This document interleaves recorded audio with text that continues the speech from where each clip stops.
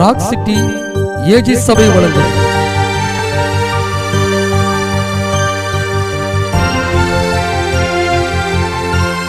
கிருபையும் சத்தியமும்.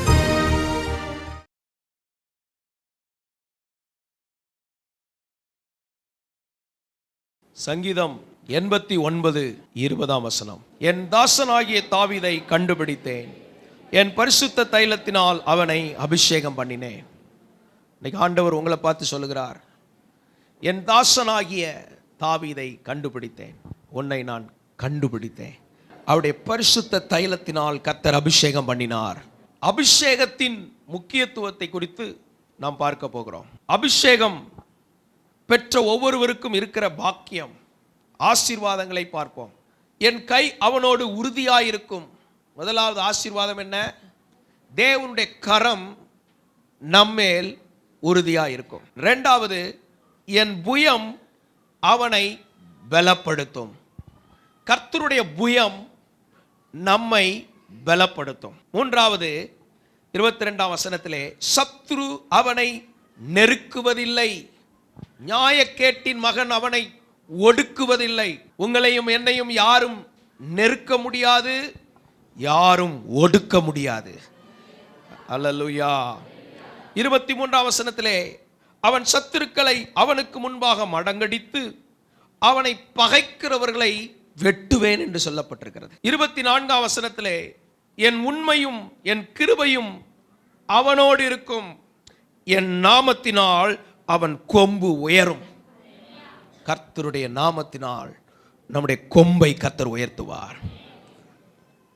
25 அவன் கையை சமுத்திரத்தின் மேலும் அவன் வலதுகரத்தை ஆறுகள் மேலும் ஆளும்படி செய்வேன்.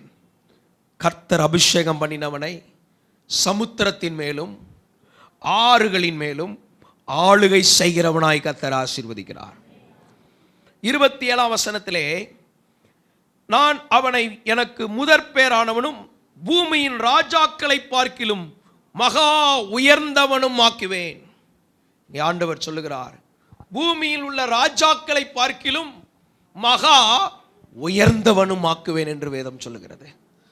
இதுதான் கர்த்தர் அபிஷேகம் பண்ணினவர்களுக்கு தேவன் வைத்திருக்கிற ஆசீர்வாதம். 29 அவன் சந்ததி என்றென்றைக்கும் நிலைத்திருக்கவும். சந்ததியை நிலைத்திருக்க பண்ணுவார். சில சந்ததிகள் முடிகிறது, சிலருடைய சந்ததி அதற்கு பின் அந்த சந்ததி இல்லாமல் போய்விடுகிறது. ஆனால் தேவன் அபிஷேகம் பண்ணினபடியால் சந்ததியை என்றென்றைக்கும் நிலைத்திருக்க பண்ணுவேன்.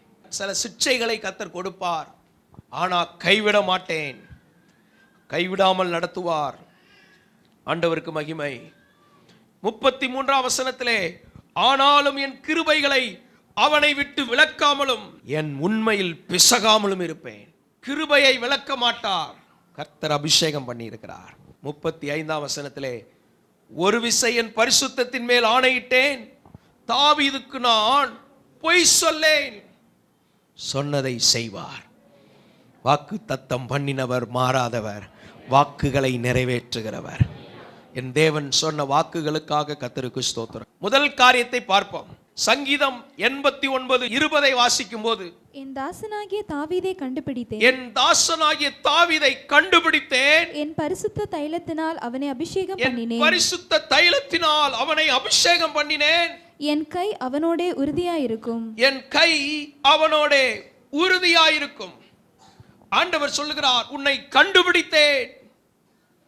நாம் கண்டுகொண்டதும் இருக்கிறது, ஆனால் கோத்திரத்தில் ஒன்றும் குளத்தில் ஒன்றுமாய் தேடி அவர் நம்மை கண்டுபிடித்தார். சர்வ வல்லவர் நம்மை கண்டுபிடித்தார். நீங்கள் கண்டுபிடிக்கப்பட்ட ஒரு பாத்திரம். மகனே மகளே, நீ கண்டுபிடிக்கப்பட்ட பாத்திரம். நீ என்னால் கண்டுபிடிக்கப்பட்ட பாத்திரம் என்று கர்த்தர் சொல்லுகிறார். நான் உன்னை கண்டுபிடித்தேன்.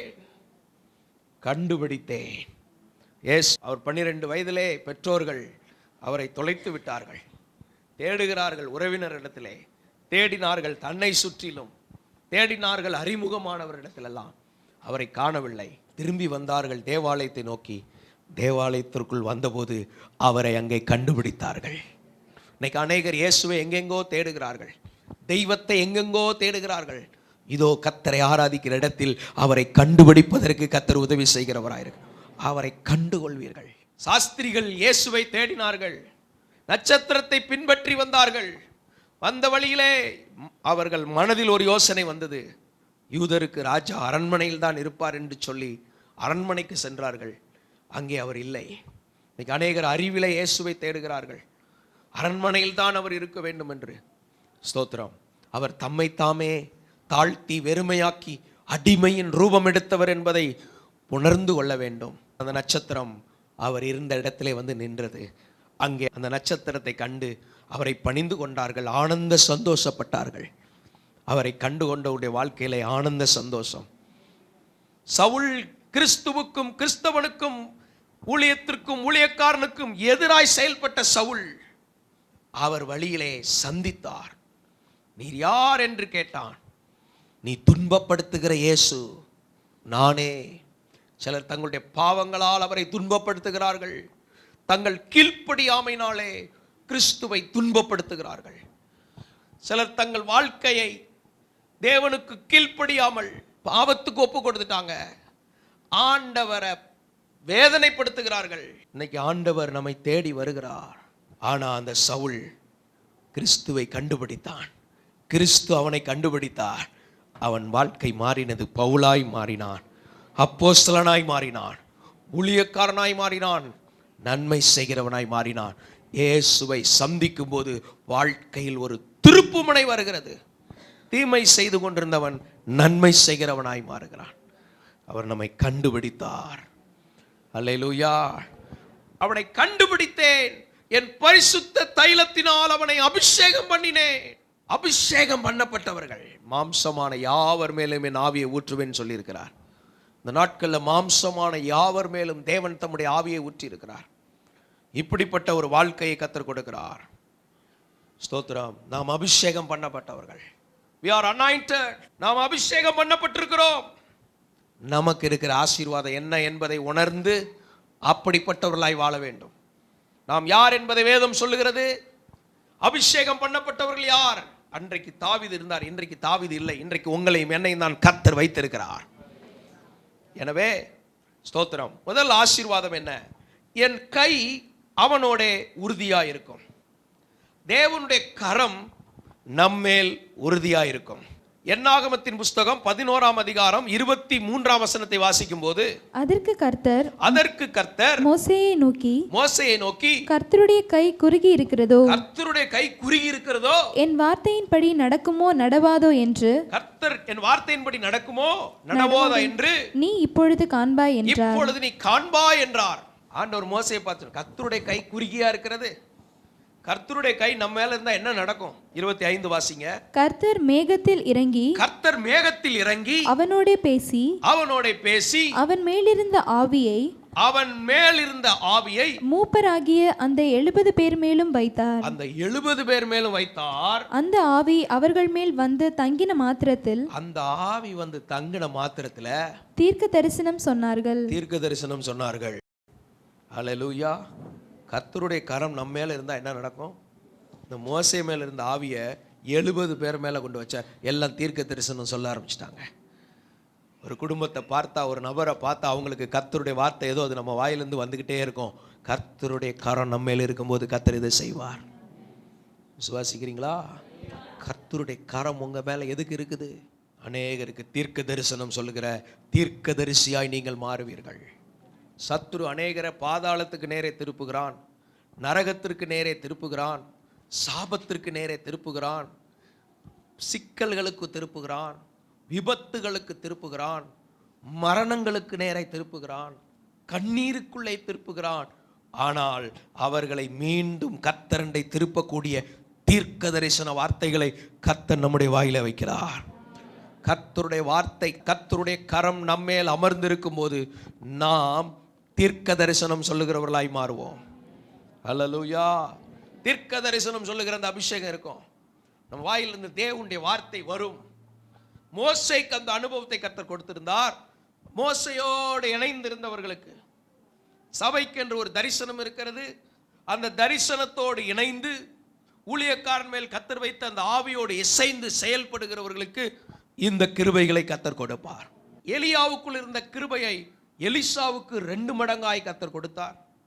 இயேசு கிறிஸ்துவை அளவில்லாமல் தேவன் அபிஷேகம் பண்ணினார். இன்றைக்கும் அவருடைய வல்லமை மாறாதது. கர்த்தருடைய கரம் குறுகி போகவில்லை. மாம்சமான யாவர் மேலும் என் ஆவியை ஊற்றுவேன் என்று ஆண்டவர் சொல்லியிருக்கிறார். எல்லார் மேலும் தம்முடைய ஆவியை ஊற்றக்கூடிய அளவுக்கு தேவனுடைய கரம் குறுகி போகவில்லை. இந்த கரம் தான் தாவீதின் மேல் இருந்தது. இந்த வார்த்தையை எங்கெங்க யார் கேட்டாலும் சரி, உங்க மேல கர்த்தருடைய கரம் அமரக்கூடிய அளவுக்கு அவருடைய கரம் அது குறுகினதில்லை. ஆன்லைன்ல கவனிக்கலாம், டிவியில கவனிக்கலாம், நேர்ல கவனிக்கலாம், இதை மற்றவர்கள் கேட்டு உங்களுக்கு சொல்லலாம். ஆனாலும் இந்த வார்த்தையை எப்படி கேட்டாலும் சரி, இந்த கர்த்தருடைய கரம் குறுகி போகவில்லை. அது நிறைவானதா இருக்கிறது, குறுகவில்லை. இதுதான் முதல் ஆசீர்வாதம். தாவீது மேல அந்த கர்த்தருடைய கரம் தான் இருந்தது. 1 ராஜாக்கள் 18ஆம் அதிகாரம் 46ஆம் வசனத்தை வாசிக்கும் போது, கர்த்தருடைய கை எலியாவின் மேல் இருந்ததினால், கர்த்தருடைய கை எலியாவின் மேல் இருந்தபடினால் அவன் தன் அறையை கட்டிக்கொண்டு இஸ்ரேலுக்கு வருமட்டாக ஆகாப்புக்கு முன் ஓடினான். இஸ்ரேலுக்கு வருமட்டாக ஆகாப்புக்கு முன் ஓடினான். இங்கே சொல்லப்பட்டிருக்கிறது, கர்த்தருடைய கை எலியாவின் மேல் இருந்தபடினால் ஆகாப் ரதத்தை முந்தி போனான். இன்றைக்கு கர்த்தருடைய கரம் உங்கள் மேல் இருப்பது உண்மை என்றால் நீங்கள் முந்தி செல்வீர்கள். உங்களுக்கு முன்பாக சில ரதங்கள் ஓடலாம். பாஸ்டர், என் கூட படிச்சவங்களாம் எங்கேயோ போயிட்டாங்க, உலகம் எங்கேயோ போயிட்டு இருக்குது, நான் முந்த முடியாம பின்தங்கி போயிருக்கலாமா? பின்தங்கி இருக்கலாம். இன்னைக்கு கர்த்தர் பேசுகிறார், கர்த்தருடைய கரம் உங்கள் மேல் அமரும் என்றால் நீங்கள் முந்தி செல்லுகிறவர்களாய் மாறுவீர்கள். ஹல்லேலூயா, ஸ்தோத்திரம். உங்கள் ப்ரமோஷன் கிடைத்து முந்துவீர்கள், வாழ்க்கையிலே முந்துவீர்கள், உங்கள் குடும்பம் முந்தும். ஏனென்றால் நமக்குள் இருக்கிறவர் ஜெயித்தவராயும் ஜெயிக்க பண்ணுகிறவராகவும் நமக்குள் இருக்கிறார். உலகத்தை ஜெயித்தேன் என்று சொல்லுகிறார், உங்களை நம்மை ஜெயிக்க பண்ணுகிறவராய் நமக்குள்ளே இருக்கிறார். ஹல்லேலூயா, திடன் கொள்ளுங்கள் என்று சொல்லுகிறார். எனவே முந்தி செல்லக்கூடிய ஒரு அபிஷேகம், அந்த கிருபையை கர்த்தர் நமக்கு கொடுக்கிறார். ஆகாப்பின் ரதம் வேகமா போகும். அன்றைய உலகத்துல வேகமா போன ரதம், இந்த உலகத்தின் வேகத்தை விட, இன்டர்நெட் வேகத்தை விட, வாட்ஸ்அப் வேகத்தை விட, ஃபேஸ்புக் வேகத்தை விட, இமெயில் வேகத்தை விட கர்த்தருடைய கரம் நம்மேல் இருக்கும்போது முந்தி செல்வதற்குரிய கிருபையை கர்த்தர் வைத்திருக்கிறார். மனசு முன்னால சொல்லும், நீலாம் எங்க முந்த போற, இப்போ பரிசுத்தாய் வந்தவன நீ முந்துவாய். மனிதர்கள் சொல்லியிருப்பார்கள், நீலாம் அவ்வளவுதான், உனக்கெல்லாம் அவ்வளவுதான் சொல்லுவாங்க. உனக்கெல்லாம் அவ்வளவு கிடையாது, எனக்கு எவ்வளவோ என் தேவன் வைத்திருக்கிறார். நான் அதை விசுவாசிக்கிறவன். என் மேல ஒரு அபிஷேகம் இருக்குது, என்னை என் தேவன் முந்த பண்ணுவார். இன்னைக்கு நீங்க நின்று கொண்டிருக்கிற ஒரு வாகனத்தை போல் இருக்கலாம், ஊர்ந்து கொண்டிருக்கிற ஒரு வாகனத்தை போல் இருக்கலாம். கர்த்தர் உங்கள் மேல ஒரு அபிஷேகத்தை வைத்திருப்பதுனால, ஒரு கிருபையை வைத்திருப்பதுனால அவர் முந்தி செல்ல பண்ணுவார். தாவீதின் மேல் என் கரம் உறுதியாயிருக்கும் என்று சொன்னது போல, இன்றைக்கும் அபிஷேகம் பண்ணப்பட்ட பரிசுத்தாவின் வல்லமையை பெற்ற நம்மேல் கர்த்தருடைய கரம் இருக்கிறது. அது நம்மை முந்தி போக பண்ணும். ஆண்டவருக்கு மகிமை உண்டாவதாக. நிறைய முந்த பண்ணுவார் கர்த்தர். ஸ்தோத்திரம். முந்தி போகிறார். ஆகாப்பை சந்திப்பீங்க, எதிரா இருக்கிறவங்கள ஃபேஸ் பண்ணுவீங்க, பயந்து ஒளிய மாட்டீங்க, ஃபேஸ் பண்ணுவீங்க. கர்த்தர் பலனை கொடுக்கிறார். பிரச்சனையை கண்டு பயந்து ஒளிந்த காலம் இனி அல்ல, இனி எதையும் எதிர்கொண்டு நிற்கிற அபிஷேகம். இயேசுவை பிடிக்க வந்தவங்களை பார்த்து சொன்னார், யாரை தேடுகிறீர்கள் என்று வந்தார். இயேசுவை தேடுகிறோம், நான் தான் என்று சொன்ன மாத்திரத்திலே அவர்கள் பின்னிட்டு விழுந்தார்கள், திரும்ப எழுந்தார்கள். யாரை தேடுகிறீர்கள்? இயேசுவை. நான் தான் என்று உங்களுக்கு சொன்னேனே. 2வது விசை தன்னுடைய வல்லமையை அடக்கி கொண்டு யாரை தேடுகிறீர்கள் என்று கேட்டார். அவர் நமக்காக பலியாக வேண்டும் என்பதற்காக தன்னையே ஒப்பு கொடுத்தார். எல்லாரும் ஒளிந்து கொண்டார்கள். அபிஷேகம் உள்ளவன் ஃபேஸ் பண்ணுவான். எதிர்க்கவும் இல்லை, பின்வாங்கவும் இல்லை. எதிர்க்கவும் மாட்டீர்கள், பின்வாங்கவும் மாட்டீர்கள். கர்த்தர் உங்களோடு அப்படி இருப்பார். சிலர் எதிர்த்து எதிர்த்து சண்டை போட்டு மோதி மோதி போராடுவதற்கு கர்த்தர் நம்மை அழைக்கவில்லை. தேவன் கொடுத்த வேலையை செய்வதற்கு கர்த்தர் என்னை அழைத்திருக்கிறார். போராடுவதற்கு கர்த்தர் உன்னை அழைக்கவில்லை. தேவன் ஸ்தோத்திரம் கொடுத்த பொறுப்புகளை நிறைவேற்ற அவர் நம்மை அழைத்திருக்கிறார். கர்த்தாவே சொல்லும், அடியேன் கேட்கிறேன் என்ற அர்ப்பணிப்போடு நாம் வாழணும். எலியா அப்படித்தான். கர்த்தருடைய கை இருந்ததுனால எல்லா வாகனத்தின் வேகத்தை விட இவன் முந்தி போனான். இன்றைக்கும் உங்களுக்கு முன்பாக எத்தனையோ ரதங்கள் ஓடிக்கொண்டு இருக்கலாம், எத்தனையோ திட்டங்கள் ஓடிக்கொண்டு இருக்கலாம், சோத்திரம், அரசியல் காரியங்கள் ஓடிக்கொண்டு இருக்கலாம், அரசியல் முன்னேற்றங்கள் இருக்கலாம், பல திட்டங்கள் வரலாம். ஆனாலும் சபைக்குள்ள கர்த்தருடைய அபிஷேகம் இருப்பதனால இது முந்தி போகும். ஏசாயா 59 அதிகாரம் 1 வசனத்தை வாசிக்கும் போது, இதோ ரட்சிக்க கூடாதபடிக்கு கர்த்தருடைய கை குறுகி போகவும் இல்லை. ரட்சிக்க கூடாதபடிக்கு கர்த்தருடைய கை குறுகி போகவில்லை. அந்த கரம் ரட்சிக்கும் கரம். அல்லேலூயா. ரட்சிக்கும் கரம் தாவீதோடு இருந்தது. தாவீதுக்கு விரோதமா மந்தையில இருக்கும்போது சிங்கம் வந்தது, கரடி வந்தது, அவன் ஜெயித்தான். கர்த்தருடைய கரம் ரட்சித்தது. கோலியாத் வந்தபோது கர்த்தருடைய கரம் இருந்து ரட்சித்தது. யுத்தங்கள் வந்தது, ஜெயித்தான், ஜெயித்து கொண்டே இருந்தான்.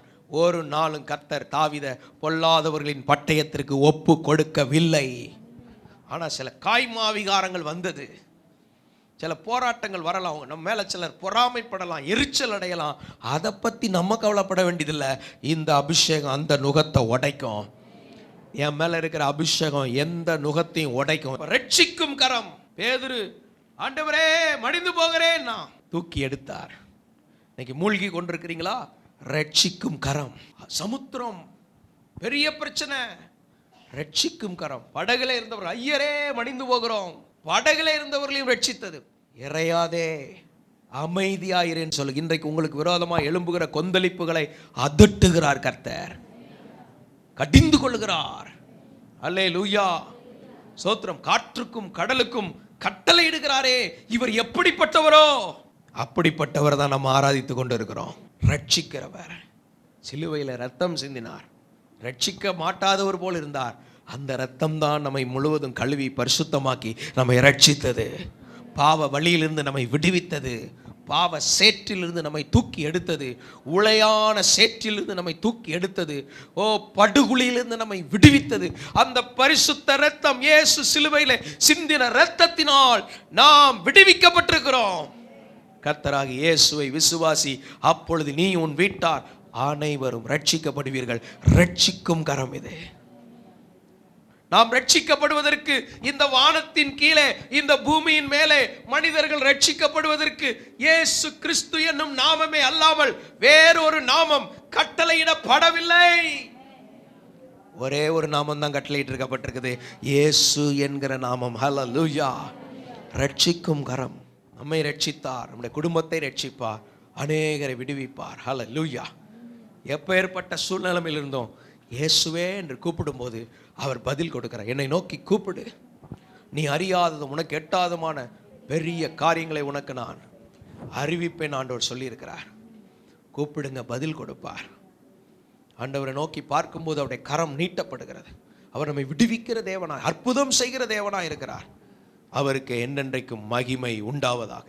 ரட்சிக்கும் கரம். அடுத்து சொல்லப்பட்டிருக்கு பாருங்க, ஸ்தோத்திரம். எசேக்கியேல் 33:22 வாசிக்கும் போது, தப்பினவன் வருகிறதற்கு முந்தின சாயங்காலத்திலே கர்த்தருடைய கை என்மேல் அமர்ந்து, கர்த்தருடைய கை என்மேல் அமர்ந்து, அவன் காலையில் என்னிடத்தில் வருமட்டும் என் வாயை திறந்திருக்க பண்ணிற்று. என் வாயை திறந்திருக்க பண்ணிற்று. என் வாய் திறக்கப்பட்டது. என் வாய் திறக்கப்பட்டது. பின்பு நான் மௌனமாய் இருக்கவில்லை. பின்பு நான் மௌனமாய் இருக்கவில்லை. அப்பொழுது கர்த்தருடைய வார்த்தை எனக்கு உண்டாகி. அப்பொழுது கர்த்தருடைய வார்த்தை எனக்கு உண்டாகி. கர்த்தருடைய கரம் நம்ம மேல வந்தா என்ன நடக்குமா? கர்த்தருடைய கை என் மேல் வந்து என் வாயை திறக்க பண்ணிட்டு. சிலர் கர்த்தருடைய கை வராமலே வாயை திறப்பாங்க. அது பெரிய வாய், பிரச்சனையை உண்டாக்கும் வாய், அது தேவையில்லாத பேசும் வாய், அது கட்டுப்பாடு இல்லாத வாய். எதையும் பேசும், யாரையும் பேசும், எப்படியும் பேசும். ஆனால் இது அப்படி அல்ல. இது கர்த்தருடைய கை வந்த உடனே வாய் திறக்கப்படுது பாருங்க. வாய் திறக்கப்பட்ட பின்பு நான் மௌனமாக இருக்கவில்லை. அப்பொழுது கர்த்தருடைய வார்த்தை எனக்கு உண்டாகி. வாயை திறக்க வைக்கிற கர்த்தருடைய கரம். பொறுமையாக இருங்க. உங்கள் மேலே கர்த்தருடைய கரம் வந்து அமரும் போது உங்கள் வாய் திறக்கப்படும். நீங்கள் பேசுவீங்க, யாரும் எதிர்த்து பேச முடியாது. ஹல்லேலூயா. ஒருவரும் எதிர்பேச முடியாத அளவுக்கு அதிகாரத்தை கொடுக்கிற கர்த்தருடைய வாய். திக்குவாயும் மந்த நாவுமாயிருந்த மோசையை பார்வோனின் அரண்மனை எகிப்தை நடுங்க பண்ணும்படி பேச வைத்த அந்த கரம். அல்லேலூயா, சோத்திரம். பயந்து ஒளிந்து கொண்டிருந்த பேதுருவை, மறுதலித்த பேதுருவை திடப்படுத்தி வாயை திறக்க வைத்தது. நீங்கள் இந்த கிறிஸ்துவை கொலை செய்தீர்கள், தேவன் அவரை மரித்தோரிலிருந்து எழுப்பினார், நாங்கள் அதற்கு சாட்சிகள் என்று சொன்ன மாத்திரத்திலே 3000 பேர் ரட்சிக்கப்பட வைத்ததே அந்த கர்த்தருடைய கரம். உங்களை அதிகாரப்படுத்தி பேச வேண்டியதை பேச வேண்டிய இடத்துல பேச வேண்டிய விதமாக பேச வைக்கும்படி நம் மேல் அமரக்கூடிய கர்த்தருடைய கரம், அது அமருவதற்கு ஏதுவாய் அடையாளமாய் நம்மேல் இருக்கிற தேவனுடைய அபிஷேகம். அபிஷேகம் நம்ம மேல இருக்கும்போது வாய் திறக்கப்படும். அந்த பரிசுத்தாய் இறங்கினோன்னு பேசுவோம் பார்த்தீங்களா, அப்போ யாரும் எதிர்கொள்ள முடியாது. அல்லேலூயா. அந்த அபிஷேகத்தினால் நிரம்பணும், அந்த வல்லமையினால் நிரம்பணும். அந்நிய ஆவிகள் பேச வைக்கக்கூடாது, குறி சொல்கிற ஆவி நம்மளை பேச வைக்கக்கூடாது, மனுஷ ஆவிகள் தூண்டி பேச வைக்கக்கூடாது. உங்களை என்னையும் பரிசுத்தாவி உங்களிடத்தில் வரும்போது நாம் பேசுகிறவர்களாக இருக்கணும். ஹல்லேலூயா. நினைக்கிறதெல்லாம் பேசக்கூடாது, வாயில் வந்ததெல்லாம் பேசக்கூடாது, சோத்திர இருதயத்தில் தோன்றதெல்லாம் பேசக்கூடாது. இருதயத்திலிருந்து பொல்லாத சிந்தனைகள் வந்து தீட்டுப்படுத்தும் வார்த்தைகள் நம்மிலிருந்து வரக்கூடாது. தெளிவான வார்த்தைகளை கர்த்தர் நமக்குள்ள தருவாராக. பரிசுத்தாவினால் நிரப்பப்பட்டு பேசுகிற வார்த்தை, நீ தேவனுடைய வாய் போல் இருப்பாய். உங்களை என்னையும் கர்த்தர் எப்படி மாற்றுகிறார்? தேவனுடைய வாய். நான் தேவனுடைய வாய். அப்படிப்பட்ட விதத்தில் கர்த்தர் நம்மை மாற்றுகிறார். அந்த கிருபைகளுக்காக ஸ்தோத்திரம். இனி மௌனமா இருக்க மாட்டீங்க, ஆண்டவர் உங்களை பேச வைப்பார். ஹல்லேலூயா. நீங்க தேவனுக்காக பேசுகிற, சில அரசியலில் பேசுறதுக்குனே சிலர் அபிஷேகம் பண்ணி வச்சிருக்காங்க. அதனால் அந்த ஆட்கள் தான் ரத்தம் துடிக்கிற மாதிரி பேசுவாங்க, ரொம்ப நிஜம் மாதிரி இருக்கும், கேட்கும் போதே அப்படி இருக்கிற மாதிரி பேசுவாங்க. ஆனால் உங்களுக்கும் எனக்கும் சத்தியத்தை பேசுறதுக்கு, தேவனுக்காக பேசுறதுக்கு, தீர்க்க தரிசனங்களை பேசுறதுக்கு, கர்த்தர் செய்ய போகிறதை பேசுகிறதற்கு, தேவன் கொடுக்கிற தரிசனங்களை பேசுவதற்கு, தேவன் கொடுக்கிற வெளிப்பாடுகளை பேசுவதற்கு கர்த்தருடைய கரம் நம்மேல் அமர்ந்திருக்கிறது. அதற்கு அடையாளமான அபிஷேகத்தினால் கர்த்தர் நம்மை நிரப்புகிறார். அப்படித்தான் கர்த்தர் கிருபை கொடுக்கிறார். ஸ்தோத்திரம். எசேக்கியேல் 37 அதிகாரம் 1 வசனத்தை வாசிக்கும் போது, கர்த்தருடைய கை என்மேல் அமர்ந்து, கர்த்தருடைய கரம் என்மேல் அமர்ந்து, கர்த்தர் என்னை ஆவிக்குள்ளாக்கி வெளி. கர்த்தருடைய கரம் நம்ம மேல் இருந்தா நம்ம எப்படி மாறுவோம்? ஆவிக்குள்ள மாறுவோம். ஒரு அம்மா பிரச்சனையோடு வந்தாங்க, ஆண்டவர் அந்த ஆவியை உணர்த்தினார். ஆவிக்குள்ள ஆனோடனே அந்த குடும்பம் எவ்வளவு பாதிப்புக்குள்ள இருக்குன்னு தெரியுது. நீங்க சிலருங்க இருதயம் இரத்த கல்லணமாக பாதிக்கப்பட்டிருக்குது. நீங்கள் ஆண்டவர் உங்களை அப்படியே அவருடைய தழும்புகளை வச்சு குணமாக்குவார். உங்கள் உள் காயத்தை குணமாக்குவார். நீங்கள் வெளியில் யார்ட்டையும் சொல்லலை, நீங்கள் நல்லா மேனேஜ் பண்ணுறீங்க. ஆனால் ஆண்டவர் அந்த அடி காயத்தை குணமாக்கி உங்களை க்யூர் பண்ணி தான் அனுப்புவார். இன்னைக்கு ஆவிக்குள்ளாக்கி காண்பிப்பார். Praise the Lord. உங்கள் குடும்பங்களை நினைத்து ஜெபிக்க வைப்பார். ஜெபிக்கும் போதே ஆவிக்குள்ளாக்கி உங்கள் குடும்பத்தின் பிரச்சனையை காண்பிப்பார். தூக்கத்தில் எழுப்பி ஜெபிக்க வைப்பார். ஸ்தோத்திரம் பண்ணோடனே அந்த நிலைமையை காண்பிப்பார். எனவே ஊழியக்காரன் எப்போ தூங்குவான் எப்போ வெளிப்பான்னு தெரியாது. ஆவிக்குரியவன் அப்படிதான் இருக்கு, ஆராய்ந்து நிதானிக்க முடியாது. அப்படிதான் கர்த்தர் உங்களை எல்லாரையும் மாற்ற விரும்புகிறார். கர்த்தருடைய கரம் நம்ம மேல் இருக்கும்போது ஆவிக்குள்ளானும். பவுல் ஆவிக்குள்ளாகி 3ஆம் வானம் வரைக்கும் கொண்டு போனார் ஆண்டவர். ஸ்தோத்திரம். முதல் வானம் பார்க்கிறோம், 2வது வானத்தில் வான மண்டலத்தில் பொல்லாத ஆவிகள் இருக்குது. அதுக்கு மேலே தான் 3வது வானம், அங்கே தான் தேவ காரியங்கள்லாம் இருக்குது. ஹல்லேலூயா. ஆண்டவர் அங்கே கொண்டு போகிறார். பரலோகத்தின் காரியங்களை பார்த்து பூமியில் வாழ்வதற்கு கண்களை திறக்கிறாரு. உலகத்தின் காரியத்தை காமிச்சு நம்மளை மயக்கி அவன் பக்கம் இழுப்பதற்கு சாத்தான் திட்டமிடும் போது பரலோகத்தின் தேவன் பரம காரியங்களை காண்பித்து அவர் பக்கம் நம்மை நடத்துகிறார். ஹல்லேலூயா. சாஸ் என்ன பண்ணுவான்? உனக்கு இதை தருவேன் அதை தருவேன் உலகத்தில் உள்ளதெல்லாம் காமிப்பான்.